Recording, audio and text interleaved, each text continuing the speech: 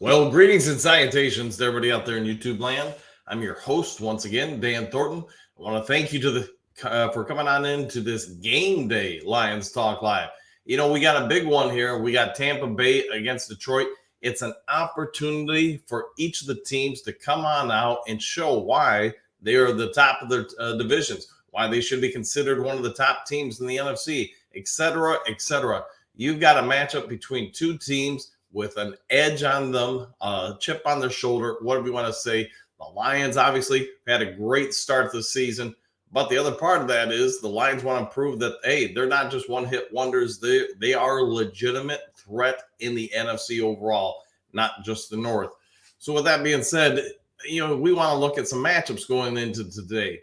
We want to look at, hey, where are we going with this thing? Where's the team looking? What are we going to see as far as some of the missing players on both sides of the ball? Before we get into all that, as you guys know, I got bills to pay, yada, yada, yada. So if you're looking to buy or sell property in the state of Michigan, maybe give me a call. Let me see if I can come on in and use my 30 plus years of experience in real estate to help you either on the sale of property or the purchase of property. It doesn't matter if it's a house, vacant land, commercial building, whatever. You get the idea. There's always ways that I'm going to say this, most realtors won't help you out with. In my 30 plus years, unfortunately, I've come to realize most realtors are like mechanics who don't want to work on a car. So I'll leave that alone and put it at that. But if you want someone to work on your behest and honestly try to help you out, give me a call, 269-998-2384. Now, as you guys all know, Lions have won six of their past 7 road games. Obviously, with the win here today, they'll move that to 7-8. The Lions have got, I think, a real good opportunity here. And there's a couple reasons. If you haven't seen the injury update reports, yes, we're going to have some people out. Yes, Gibbs is going to be out. Yes, Branch is going to be out, et cetera, et cetera. But I also will say this. Levante David, hold on, let me pull up my notes here just so I don't misspeak. The Bucs have Shaq Barrett, who's now downgraded to questionable. Levante David has not practiced all week. And then Nelson, another one of the linebackers slash ends, he's been out with an illness. So, the Bucs, while they're overall really healthy, which you would expect for a team coming in off the bye, they're also a team that all of a sudden has got hit with 3 big players, all at the linebacker and defensive end position. For a team that wasn't great against the run to begin with, this could be a key element for us all to pay attention to. All right, we got a couple people hopping on into the comments section. So, Dennis, when is Broderick Martin going to make his debut? That's a good question. I don't know. I'm anticipating probably after the bye. And I do think this. I don't think it's because, something on his, something he's not doing. I think it's more a factor of the fact that the guys in front of him are just simply playing very well. And it's hard for him to beat them out for reps. You're only going to carry so many for game day, and that becomes, the problem. Who are you going to take out? Kaminsky, you're going to take out McNeil, Bugs. Benito Jones has played well. So there becomes the problem. Who do you replace if you bring him up? All right, Ernst Little, what do we got? What up, Doe? Go Lions. Yeah, good morning to you, too. I'm going to say this. This is going to be a real big game for Lions fans. You win this one. We win this one today. I tell you what, man, I'm liking our matchup against the Ravens and then obviously against the Raiders going into the bye. All right, what do you got? 9 drinks in the house early. Good morning, but no citations today, please. Okay. Yeah, when I leave here, I'll be driving over to Lansing, then across the state to Allegan, and then got to get back home to get ready for the game. So it's going to be a lot of road miles today for me. Robert, what do you got? Are you concerned about Tampa's OC? I think we should be. If you guys have watched the show, especially the last few days, I'm trying to break down what I think is going to happen with our defensive line versus their offensive line. And then conversely, we also went into what our offensive line needs to do against theirs. But I think it's going to be really huge watching the first, drive by the Bucs. What does Aaron Glenn come up with to contain, especially at the middle of the line and then the outside of the line? What are we doing to contain the Bucs run game? And that does need to include Baker Mayfield. Let's be fair, looking at their run game, it's nothing impressive. And Mayfield does have a lot of ability to get out and scramble and improvise. I think we can force him into some tighter windows, especially force him only to be able to scramble out wide towards the sidelines. That will help contain him a lot. And also, I mean, he's not bad throwing on the run by any means. If you watch him, I watched a little bit more tape on him yesterday. He's a lot less accurate and effective when he rolls out across the grain, so across his body. If we can force him to roll out of the pocket to his left and then have to throw across his body, his accuracy goes down. And if you'll notice historically, that's where he gets in trouble and throws some picks. Robert, good question there. Daz, what do you got? I'm interested in who might trade before the deadline. I don't have any new news on that. The last thing I heard would have been Sunday, Monday, something like that. So don't hold me to that. That sounds about right. And they haven't made any moves, obviously, this week. I mean, we're all aware that they're moving some people onto the practice squad and putting some people on IR, and then those type of roster moves. I've said before, I do believe if we go and win 2 of these next 3 leading the bye, and basically our bye almost perfectly lines up with the trade deadline, I do think we're going to acquire 1 or 2 persons. What do I think we'll go after? At this point, I do believe it would be, if we're going to make a trade, it's going to be all defense. It's going to be defensive line and probably corner. Is there a possibility, somebody got hurt in the next couple of weeks? Offensive lineman and receiver. That I could see also happening. But to your point, nothing new, but that's what I would say. If we're going to do it, that's where we'd probably go. Don, hey, greetings and salutations to you too, Don. Good morning to you. Tim, what do you got? Good morning, fellow Lions fans. Just getting out of work. Happy for a 4:25 start so I can get some sleep before kickoff. Yeah, and, that really does show what the NFL thinks of this game. And let's also be honest. If they thought Detroit was just going to come in and obliterate the Bucs, they wouldn't have made the move. So the fact that the Bucs are playing at a higher level than probably a lot of people forecasted for the season, Mayfield's up to his game. And the other part is, too, they're very aware the Bucs have a huge advantage going into this game, having basically 2 weeks off to just rest, recuperate, and game plan for both the offense and defense of Detroit. I mean, that was a big part of the NFL's decision, I'm sure. All right, Don, what do you got? Good morning to you. Detroit 28, Bucs 18. I think I'd take that. Yeah, I'm still going to probably go for, I don't know. I think we'll win by about 10, but will it be 31-21, something like that? We'll wait and see, I guess, till a later date. 9 drinks. You got a 17-point win at 34-17. Daz, what do we got? Ideally, a cornerback and pass rusher before the trade deadline. And I think there's something to be had out there for sure. It's just what's Brad Holmes going to be willing to give up. I don't see him giving up a first or second rounder, probably not a third rounder. But if you start getting the 4th, 5th, 6th, and we don't have a 5th this year, at least currently, I could see that happening. We'll see, though. This game has, this game has me nervous. Tampa is playing well. Yeah, and it should, because it's a good matchup. I mean, they do some things particularly well. All right, just start with their offense. Tampa's offense isn't really built around the run. They're going to do it just because they're going to have to from time to time. But us stopping their run isn't going to be as significant as shutting down their strength, which obviously is their passing game. They can do some good things here. They've got some good receivers. They've got some good route concepts. They're going to be able to get some one-on-one matchups. And it's just going to come down when we get those opportunities. Can we knock down the pass? Can we get a pick? Can we force a fumble?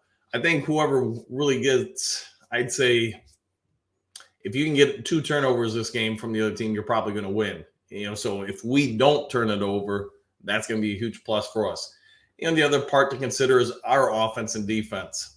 Our offense is going to give them some problems because we can run the ball so well. They're going to have to commit. I mean, they've got a real good front line. That's going to be a huge part to stopping our run, or at least slowing it down.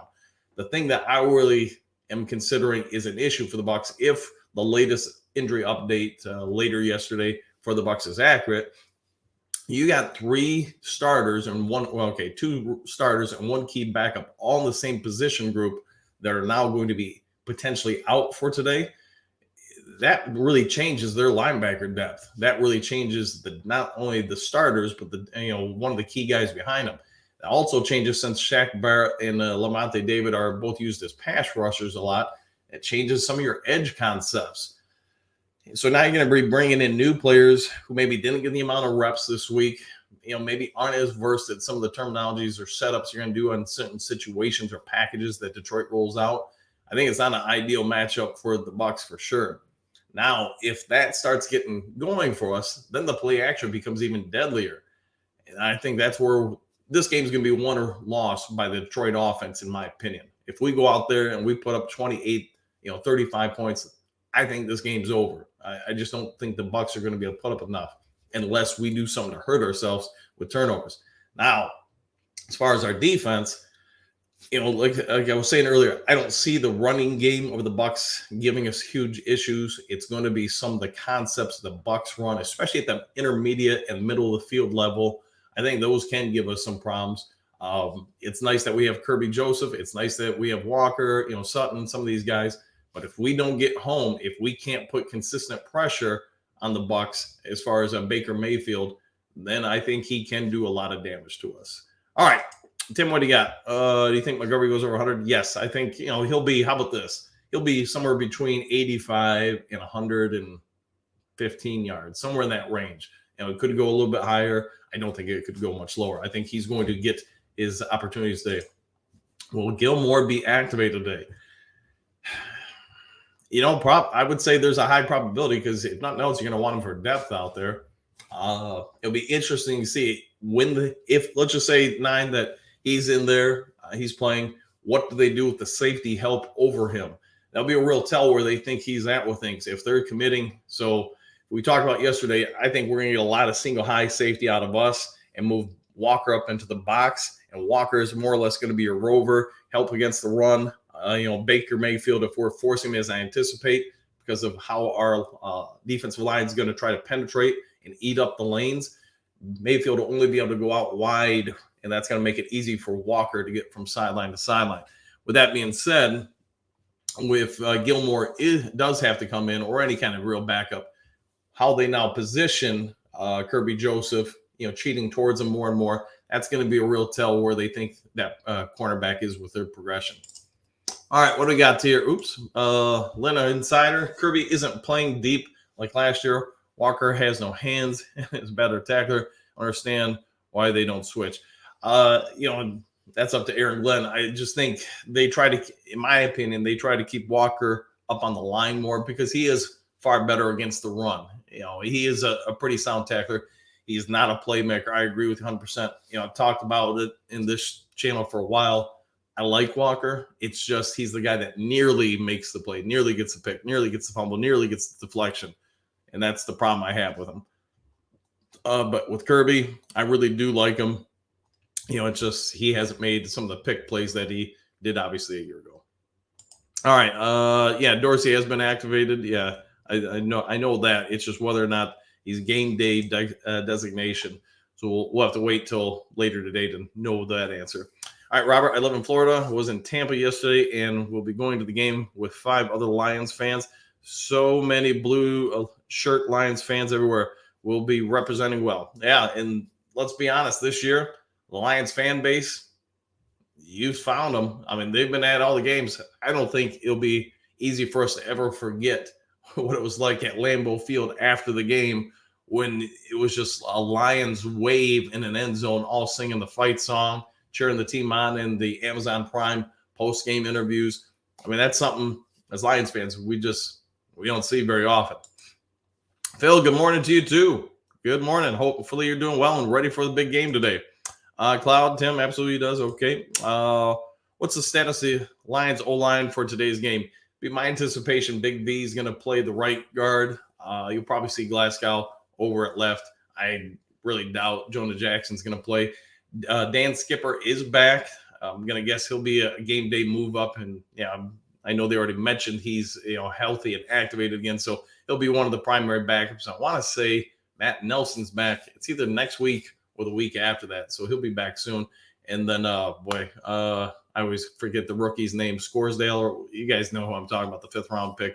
He'll be activated as well and part of the lineup for this. All right, David, what do you got? 34-17. Lions go to 5-1. Yeah, I think it's a real possibility. I think most people are predicting the Lions will win. It's just, is it going to be an easy win? Probably not.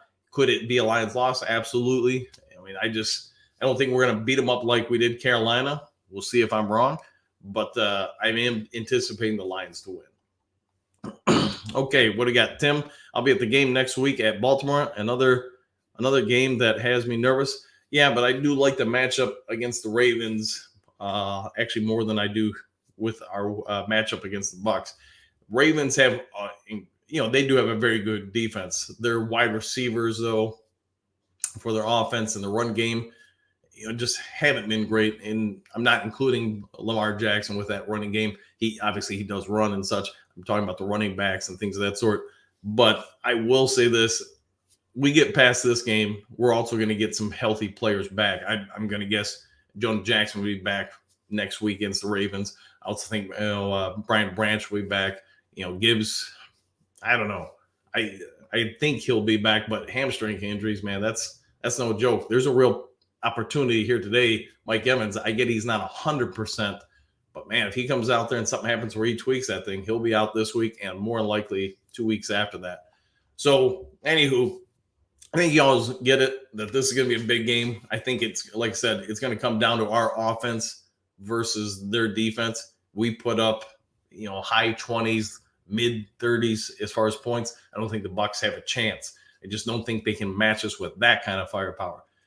Who knows? Maybe our defense just doesn't get off the flight, doesn't show up. Maybe we don't get a pass rush. I mean, I don't see that happening, but in sports, anything can happen.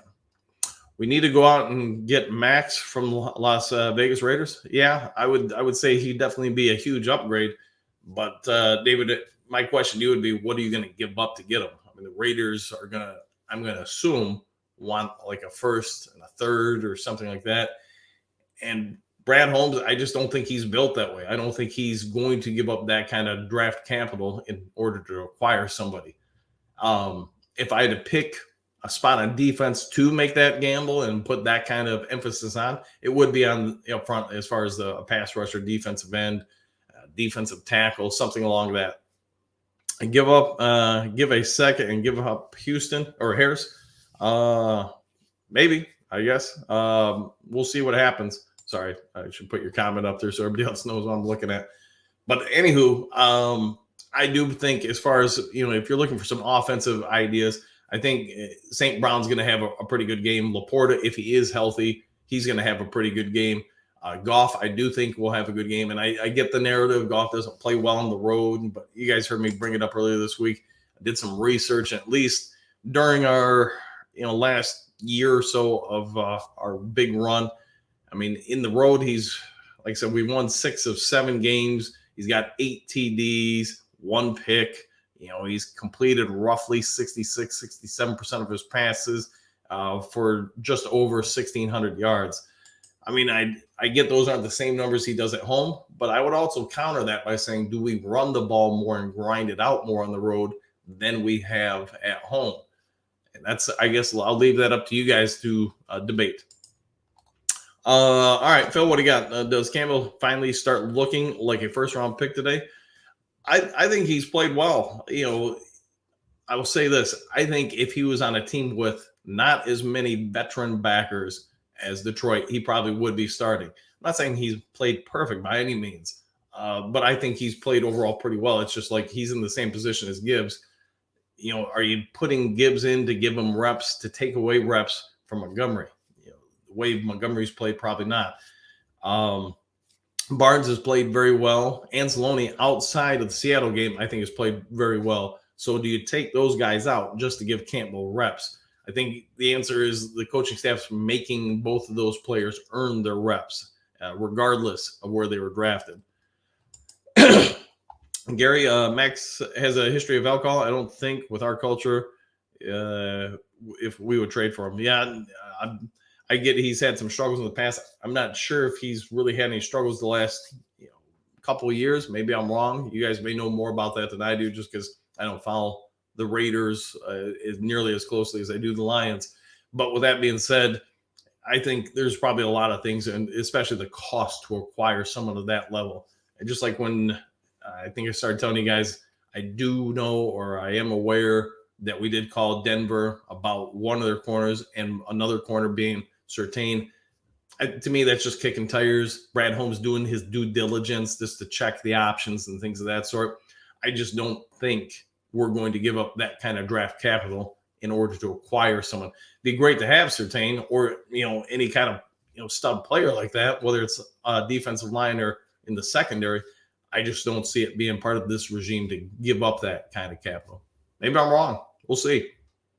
How has Phil? How has Rodrigo been playing? I think good, fine. It's just same analysis I would have had of him last year is also applicable this year. Plays the run very well. Pass not so great. He's not great at getting to the quarterback either. I mean, it'd be one thing if you put him on like a delayed stunt or something like that. It's just he has some limitations. His strengths are very good. I would put it this way, he's kind of like Houston. Houston getting after the quarterback, no problem. Houston, the running game is a big problem. He's not great at getting off those blocks. He's not great at negotiating and diagnosing how to split blockers and things of that sort. So he struggles on that part. This coaching staff, especially on the defensive side, it seems like they've said, hey, you got to be able to stop the run first. To me, that's the only reason Harris plays over Houston when Houston's healthy, obviously. Harris is nowhere nearly as effective getting after the quarterback as Houston. Houston is just not good at stopping the run. He's got to get some time coached up a little bit, so he's better about that. If he does, I think Houston's going to be a long-term answer in Detroit. Both of them, as far as Rodrigo and Houston and a lot of our backers, Harris, one of them, they're not great in coverage. You're not going to ask them to go out there and make a living doing that. Campbell, on the other hand, is pretty good in coverage, especially for somebody who's not even halfway through his rookie season. He plays the pass and he reads it well. He's better in the zone concepts from what I've seen. But early in the season, we've also seen him get stuck on some running backs, even I think a receiver or two, tight ends where he's out there and covering them in man-to-man concepts, and he does a pretty good job. That's only going to get better when he gets more reps. So there's the long answer to that, Phil. Sorry about that. Cloud, Brad Holmes has done so well in the draft, I'd be hesitant giving up draft picks even for a star. Brad has a history of finding stars in the draft. You're 100% right. I mean, the only real knock, you guys let me know if I'm wrong. Go ahead and hit me up with it. But I do think the only thing he struggled with, both free agency and the draft, is taking some calculated risks on players with injury histories. It was, right, wrong, or indifferent. It just hasn't panned out. Hopefully, Jameson Williams has a breakout game today. People start changing that narrative a little bit. But for the most part, the players he's acquired with injuries, and Josh Pascal, Emmanuel Mosley, whoever else I'm not thinking of off the top of my head, they've just been kind of returns. All right, David, what do you got? We're going to get 5.5 sacks today. All right, I expect that by the end of the first quarter. Make it happen, my friend. Yeah, I think we do have some ability to get after them. And what I want to see is, we haven't blitzed a ton this year. I want to say like 17, 18% of our defensive snaps, which means our front four has been getting home. But if we do blitz today, I want to see particularly what we do in the second level. How are we eating up those concepts so Baker Mayfield can't get rid of the ball quickly? Now, if you're going to bring those guys up, if you're going to send 5, send 6, you're bringing up 5 or 6 people to help cover, then that blitz has got to get home. Otherwise, we're going to get burnt. I think you guys get that. But I want to see, are we playing, what kind of principles behind us? That's only something we're going to be able to see after the game. All right, Phil, what do we got? Does a quarterback like the kid at North Carolina stress us?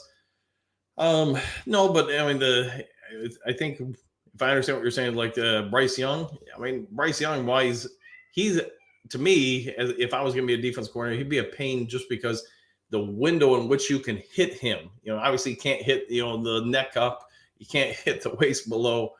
I mean, I felt bad for like Anzalone and some other people. I think it was Harris that hit him, and they both drew flags.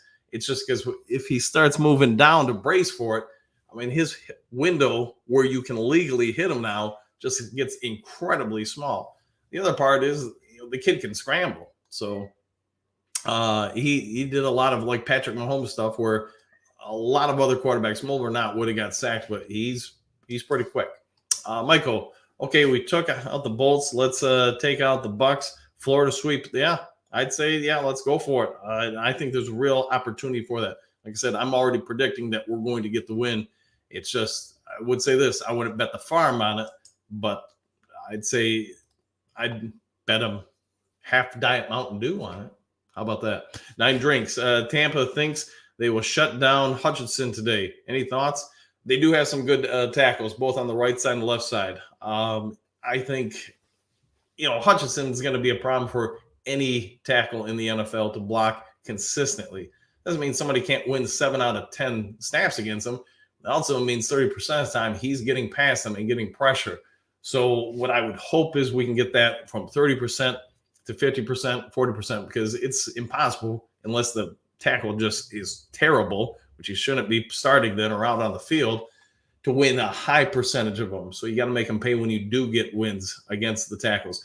I think we'll probably run, it's my guess, a lot more inside-out stunts to get Hutchinson coming in, and then maybe McNeil or Kaminsky or somebody going out wide, try to do a lot of containment of Mayfield while getting penetration. So that's something that I would say we all want to pay attention to.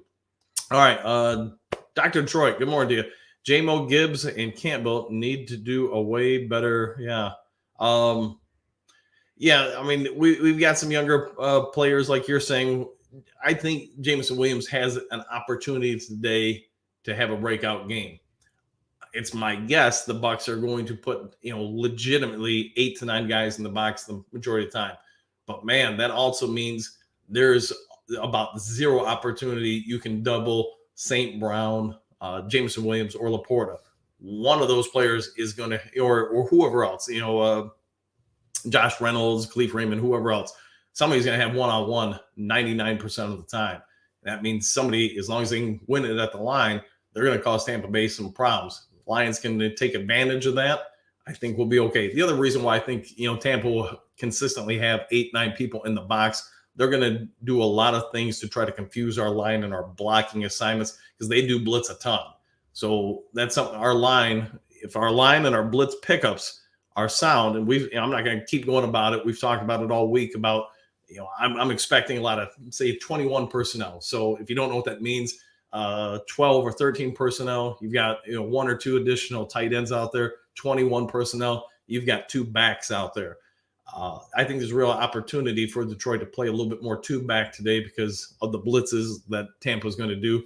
But the other part is, if you're doing 21, you're having those backs out there to either block, chip, and then release, or just flat out block. I don't see us having 2 guys out there just flat out blocking. I could see some chips on blitzers and releasing, which causes problems for the defense. Because if that blitz doesn't get there before one of those guys leaks out, again, you've got one-on-one with somebody who can burn you. That's where I think Gibbs would have had a great day, but is what it is. Campbell, I kind of talked about already. I think he's doing well. I just don't think he's beating out the top 2 linebackers. But I will say this, last week, we had a big lead too. You saw him get his snap count went up quite a bit. So they're getting him some reps, or he's starting to develop. We'll see. Lynn, can't give away a first when the draft is in Detroit next year. I don't know, man. I mean, I get it. It would be great for the Lions to have one, especially since you're hosting. But as a general manager, I don't know if you're really worried about that, if you're worried about acquiring something of note. I mean, who knows? I'll leave that to other people to worry about. Michael, I live in Florida. Well, hopefully you're going to enjoy it. All right, let's see where we got here. Phil, agree, Dr. Detroit. David, Jim was going to have a big day. Yeah, I think this sets up well from not just this week, but I think really the next 2 weeks. This 3-game stretch for him, man, if he has some decent games here and there, and mind you, I think we all can say his run blocking last week, week 1, the visit return was pretty good. He caught 2 or 3 balls thrown his way. I get we all focus on the one drop. Hey, I get it. That's part of our job as fans. This week he comes out and say he has, 3 to 5 catches, 75 yards. I'd say he's progressing. The next week against the Ravens, he comes out and has, 4 to 6 catches, 70 to 80 yards. I think we're all going to stop saying, he's struggling, but he's got to get out there and do something because it's been a year and a half of us hearing about his potential, not seeing anything, but we'll see. Mike, what do you got? Go Lions, smoke the Bucks. I'm with you. JMO is Clifford Franklin. Well, we'll see. Disgruntled Tucker, greetings, Square. Greetings and good morning to you. Gary, I'm with you, Dr. D. Dr. D, JMO, and Gibbs are number one picks. Picks like those have to produce at a high level. If we can't get that from them, it would be hard to win it all. And I think they're both going to be fine at time. My thing with Gibbs, like I said, it's Montgomery's playing better. If Montgomery wasn't out there, I think we'd all be talking about Gibbs in a whole lot different light. When Montgomery hasn't been on the field, Gibbs has done well. It's not like he did bad. It's just Montgomery's getting all those snaps. So we'll see. All right, gentlemen, I had a dream we lost 99 to 78. Was that Tecmo Bowl or Madden? I'm always a fan of Tecmo Bowl. If you don't know what it is, you can go ahead and look it up there. All right, what do you got? Whatever that means. Yeah. Hey, dreams happen, man. Dreams happen. John, sorry I missed it, but score prediction, I'm going to say, how about this? 30 to 20. I think we're going to win by about 10 points. And it sounds like you got us winning by 6. So, hey, that kind of lines up. Shadow Man, that was the Pistons you were dreaming about. Yeah, that's probably a good note there. Bergs, good morning, Dan. Game day. Let's go, boys. Good morning to you, too. And, yeah, Bergs, what do you got for the final score? Let me know, man. All right, Phil. 8 to 9 men in the box opens up our running game. No, I think they're going to have that many in the box to stop our running game, Phil. I think it's going to open up our passing game. And what I'm saying is they're going to commit, like most teams, if you go back and watch this year, nobody's playing too high safety against us. Everybody is dropping that other safety down to the box along with all the backers. They're doing everything they can to slow down the running game of Detroit. And that's the impressive part. We're still running it with them having favorable numbers at the line of scrimmage. So that, we've got odd, they got even, they've got more people than we should be able to block, and yet we're still running it down the throats, especially as the game progresses. I do think it's going to open up our passing game because we've got some weapons. I mean, it's great that Laporta and St. Brown are back. It's great that Jameson's back, that, we should have a full complement of offensive weapons for Goff to mess with. Now, it's only going to come down to this. When they send the house, and they're going to do it a ton, as long as we can block it, we're going to get matchups that favor of us. And if we keep hitting that, at some point, Bucks have to make a choice. Keep getting slashed in the passing game, or, if we keep beating the passing game, then they've got to start dropping one of those guys out of the box, to help out in coverage. And that's where I think we get our big plays. But we'll see what happens, man. All right, J-Man, I know Gary, weird. All right, 9 drinks. Raise your hand if you think JMO gets a TD today. That's a good one, 9. What the heck?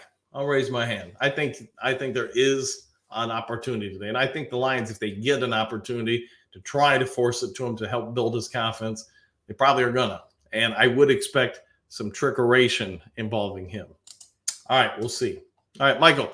They're giving the same props to Mayfield they did to Mahomes. Let's do the same to the Bucks we did Kansas City. Yeah, I mean, he's a good story, comeback story. Hey, media loves that kind of stuff. It's good for selling things. You want to stop that comeback story today, stop his running, force him later in the game to only have a throwing options. I think you can get some picks on him. All right, a couple more here, and then it's time for the Mountain Dew. All right, Phil, does Gibbs need a fullback to run behind? No, I don't think so. I mean, again, we don't have a ton of things to judge him on this year. But if you look at the Atlanta game and some other spots here, the Kansas City game, I think most of the fans were pretty happy with him against Kansas City, against Atlanta. It's just I don't think this regime drafts people just because they want to force them reps. I've talked about it before. If you go back over our drafts, so go back to year 1 with Brad Holmes. A lot of those rookies started. Why? Because the team was terrible. There was nobody out there that, from a talent standpoint, could oppose those rookies.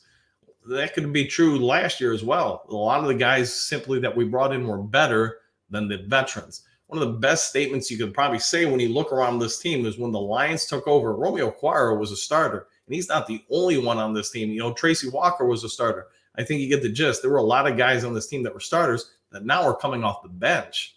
Why? Because the talent has superseded them. Gibbs is a talented player. I think Campbell's a talented player. It's just they're playing with other guys that are equally as talented or maybe even slightly better. Branch, let's be fair to our secondary. There wasn't a lot of talent prior to this year.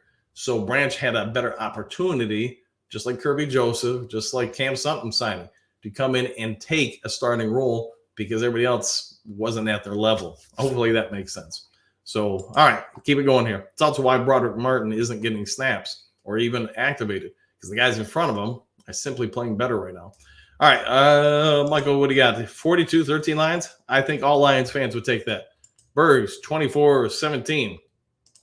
Mike, what do you got? Gibbs is fine. We are winning without him. Campbell strikes me as the type of coach who won't show or tip his hand. Just thought, yeah, I think Campbell and everybody involved with the Lions organization right now, they're going to make you earn anything you get.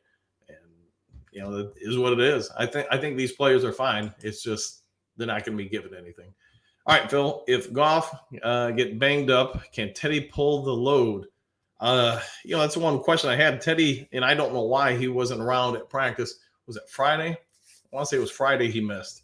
So I can't imagine he's hurt. It was a personal reason. I'm not 100% sure on that. We did get to, 3,600 subs. So thank you all for that. By next weekend, hopefully we can get to 37. Before I forget, if we get to 5,000 subs, I do have it worked out where we'll have a tailgate event. If we get to 10,000 subs, I do have it also worked out where we get a tailgate event and there are going to be some providers that bring you guys food to the tailgate. Yeah, you got to come to the tailgate to get the food. So I'm not going to Amazon you anything. But, I'm doing everything I can to try to get some sponsors so I can offer you guys more things. Maybe game day raffles or whatever. I don't know. We can do broadcasts or whatever, predict the score right or whatever. We'll work something out where you guys get some stuff. But try to make this as fun for everybody as possible. Phil, this is the best early Lions show on YouTube. Phil, I got a question. Are there any other early morning shows on YouTube? But we'll take it. We'll take all the awards no matter what the outcome is. 9 drinks. With the new rule, you can pull Hooker off the IR during a game. Yeah. I don't even know if he's cleared to come up yet, but I do know the 3 quarterback rule. But to be fair, I'd be lying if I told you guys otherwise. I don't know all the rules behind it.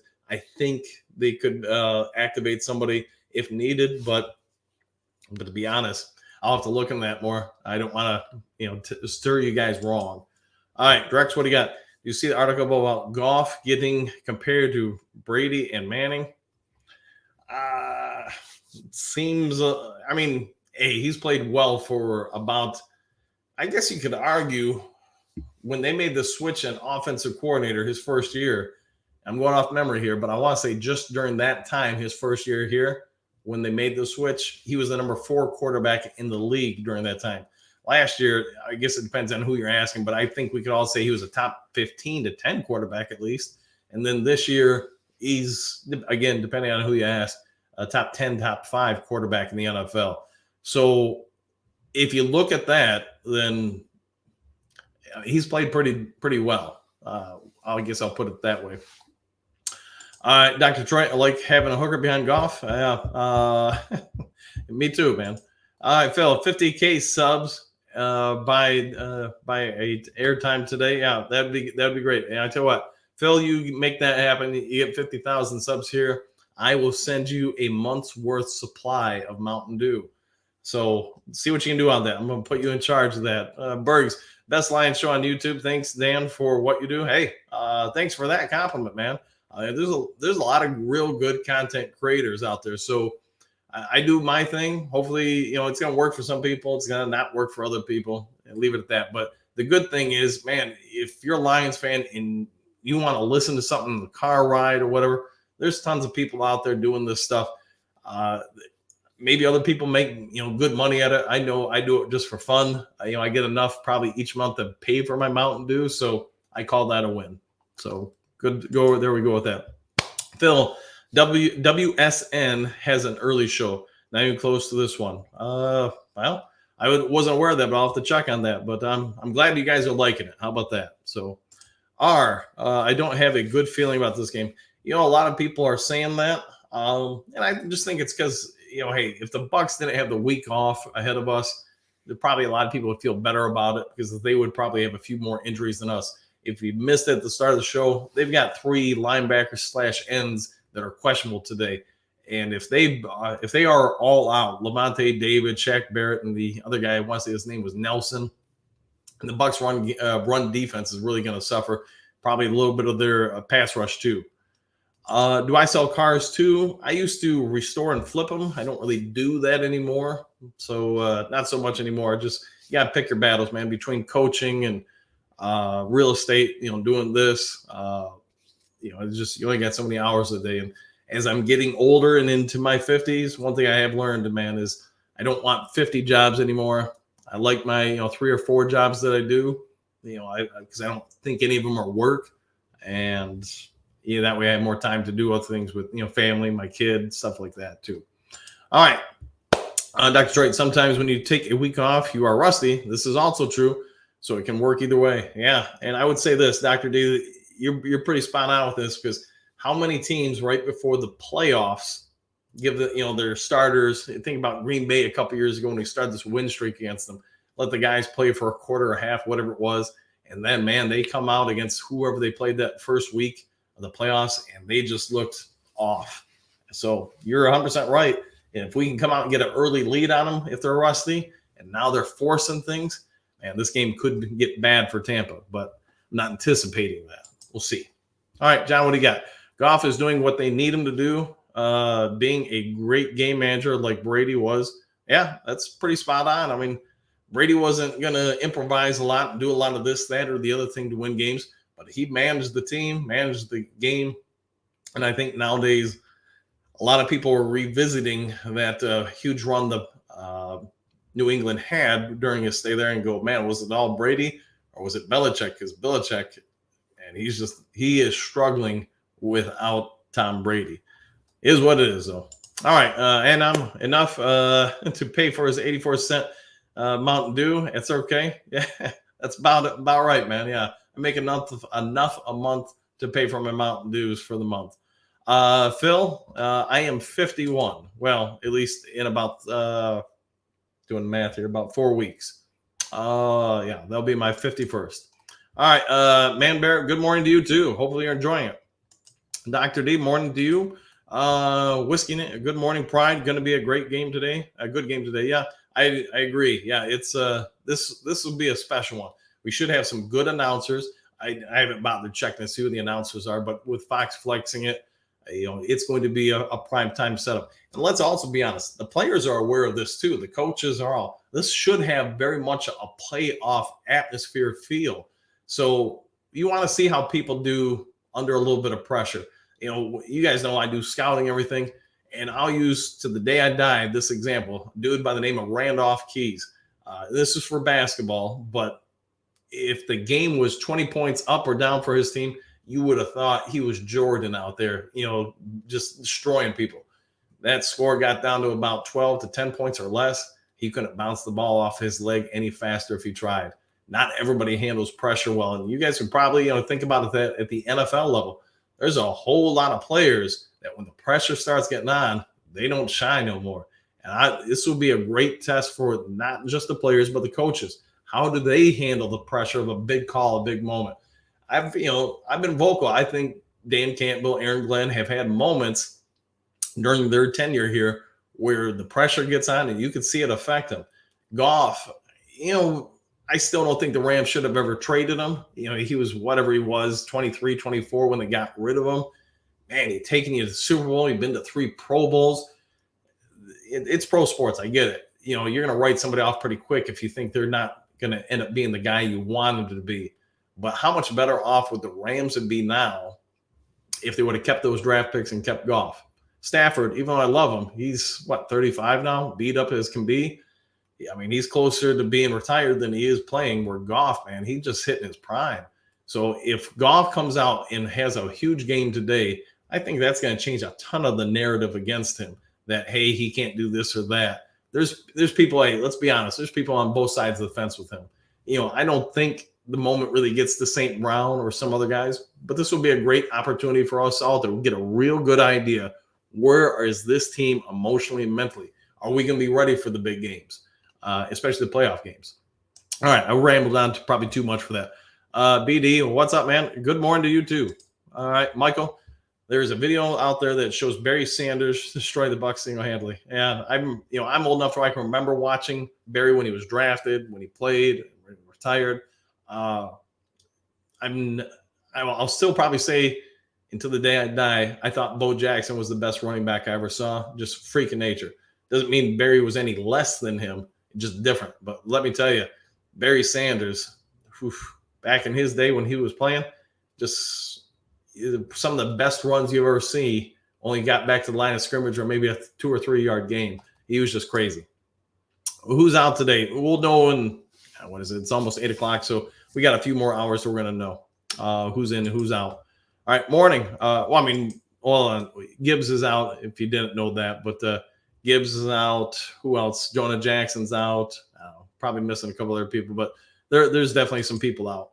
Announcers, Adam in, play-by-play, Daryl Johnson. It's not a bad crew. Yeah, not a bad one. I'll live with that. All right, John. That's what scares me a bit about Baker Mayfield. I feel like he is in a zone where pressure and doubters are fueling him. He is a guy who can inspire his team too. 200% energy. Yeah, and I'm going to give him a credit. He took a huge roll of the dice with his career. And let's face it, this is what he does for a living. He could have stayed with the Rams, been the backup, the heir apparent for Stafford.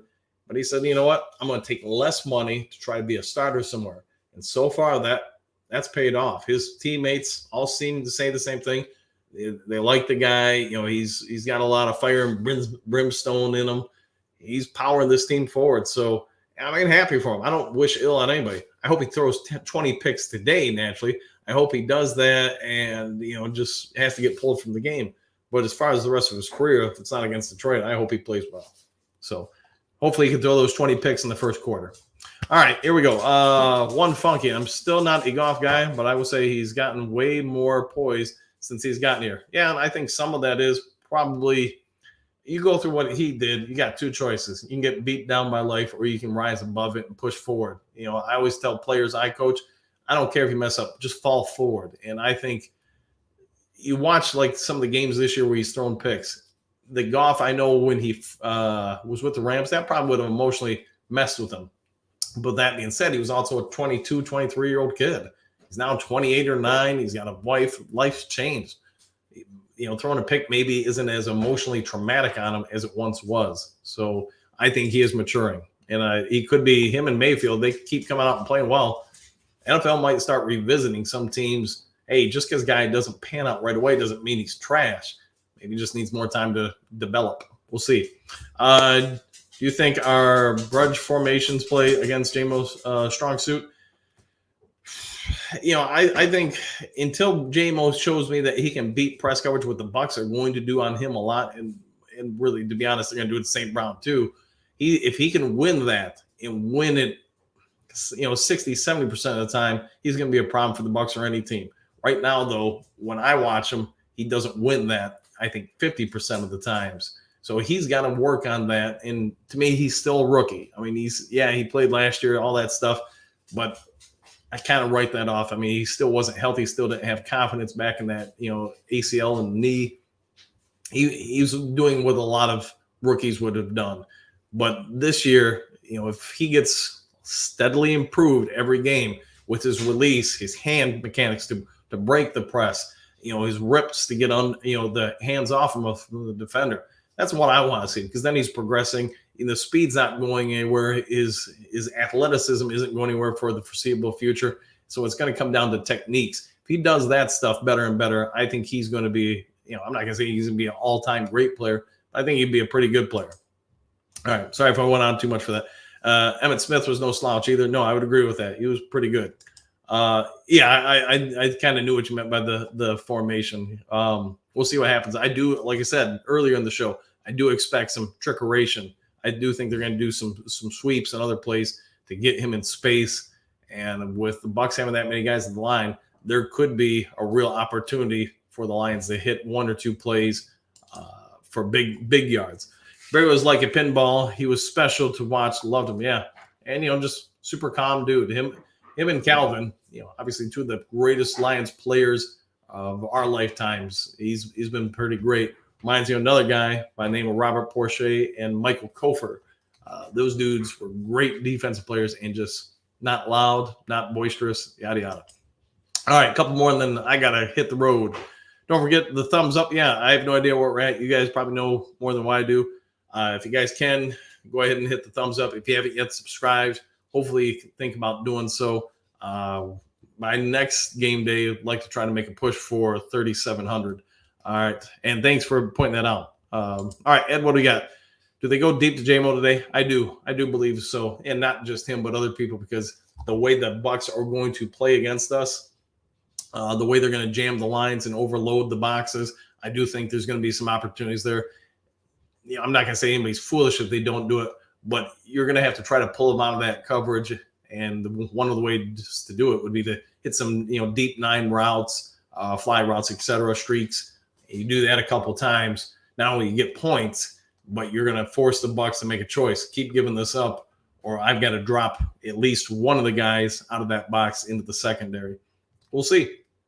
All right. Barry was great. I love Boo. He was part of the best tandem ever with Allen. I agree. But I was always a Peyton guy. Peyton was great. It's just from watching Bo Jackson, man, I just never seen an athlete like that. That strong, that fast, that powerful. And unfortunately for him, if he wasn't all of that, he wouldn't have gotten that injury. There's 1% of the human population that could break a tackle the way he did, or somebody holding on and for dear life on him and still be able to motor forward.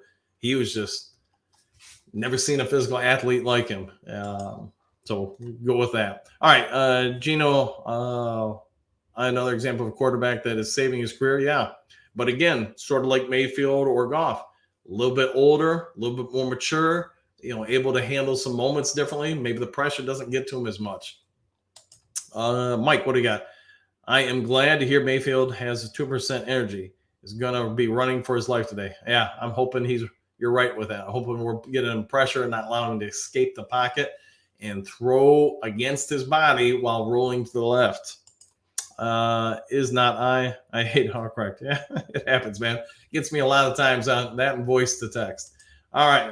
Emmitt Smith had great old lines during his years in Dallas. Barry did his alone pretty much. Yeah.